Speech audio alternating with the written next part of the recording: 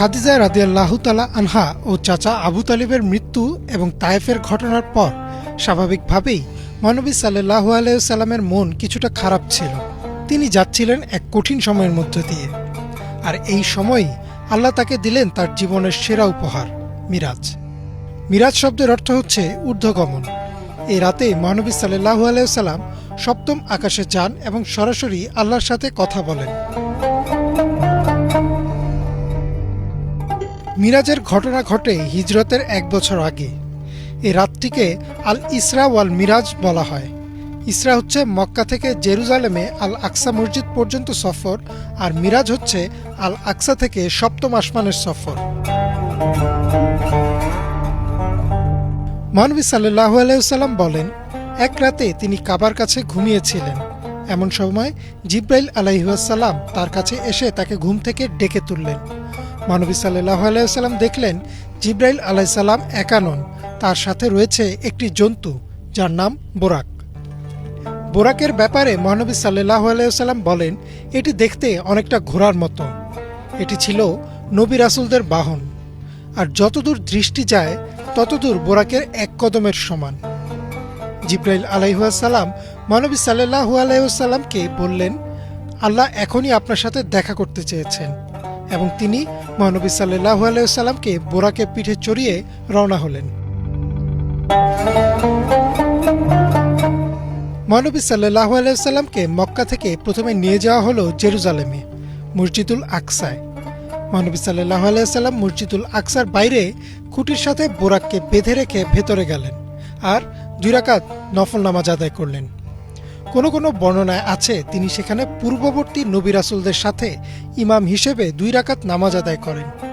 এরপর তিনি রওনা করলেন আকাশের উদ্দেশ্যে। আমরা রাতে খালি চোখে আকাশের দিকে তাকালে যা দেখি, বা আমাদের তৈরি সবচেয়ে শক্তিশালী দূরবীক্ষণ যন্ত্র দিয়ে যতদূর দেখা যায়, সব হচ্ছে প্রথম আকাশের একটি অংশ মাত্র। মহানবী সাল্লাল্লাহু আলাইহি ওয়াসাল্লাম চোখের পলকেই এই অংশ পার করে ফেললেন আর পৌঁছে গেলেন প্রথম আকাশের দরজায়। প্রথম আকাশে মহানবী সাল্লাল্লাহু আলাইহি ওয়াসাল্লামের সাথে দেখা হলো আদম আলাইহিস সালামের। মহানবী সাল্লাল্লাহু আলাইহি ওয়াসাল্লাম আদম আলাইহিস সালামকে সালাম দিলেন। আদম আলাইহিস সালাম সালামের উত্তর দিয়ে তাকে স্বাগত জানালেন। এরপর তিনি গেলেন দ্বিতীয় আকাশে। সেখানে তার সাথে দেখা হলো ঈসা আলাইহিস সালাম ও ইয়াহিয়া আলাইহিস সালামের। এভাবে তিনি একের পর এক আকাশে গেলেন, আর তার সাথে একে একে দেখা হলো ইউসুফ আলাইহিস সালাম, ইদ্রিস আলাইহিস সালাম, হারুন আলাইহিস সালাম ও মুসা আলাইহিস সালামের সাথে। সপ্তম আকাশে মহানবী সাল্লাল্লাহু আলাইহি ওয়াসাল্লামের সাথে দেখা হলো মুসলিম জাতির পিতা হযরত ইব্রাহিম আলাইহিস সালামের সাথে। ইব্রাহিম আলাইহিস সালাম বসেছিলেন বাইতুল মা'মুরের পাশে। বাইতুল মা'মুরকে বলা হয় আকাশের কাবা। এরপর মহানবী সাল্লাল্লাহু আলাইহি ওয়াসাল্লাম গেলেন সিদরাতুল মুনতাহার সামনে, যা হচ্ছে সৃষ্টির সর্বশেষ সীমানা। এই সীমানার বাইরে কারো যাওয়ার অনুমতি নেই।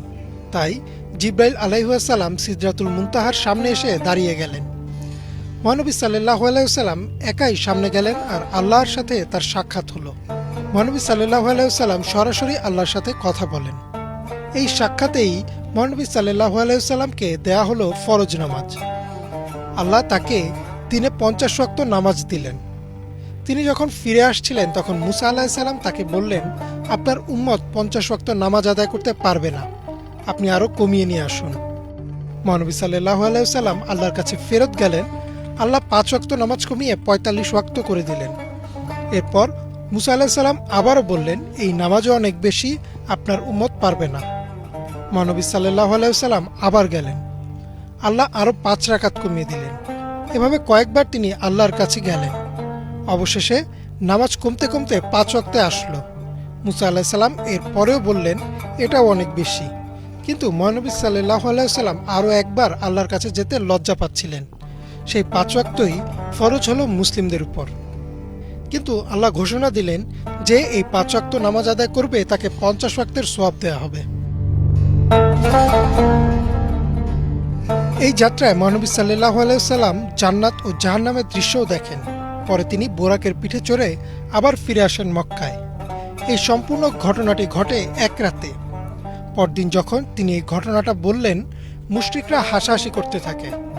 তারা আবু বকর রাদিয়াল্লাহু তাআলা আনহুর কাছে গিয়ে বলে, তোমার বন্ধু পাগল হয়ে গেছে, সে নাকি এক রাতে মক্কা থেকে বাইতুল মাকদাস গেছে, এরপর আকাশে গেছে, আবার ফিরেও এসেছে। তখন আবু বকর রাদিয়াল্লাহু তাআলা আনহু বলেন, মুহাম্মদ সাল্লাল্লাহু আলাইহি ওয়াসাল্লাম যদি এই কথা বলে থাকেন তবে নিঃসন্দেহে এটাই ঘটেছে। এরপরেই তাকে দেয়া হয় সিদ্দিক উপাধি, যার অর্থ সত্যবাদী। ইমরান মাহমুদ, বাংলা ভিশন।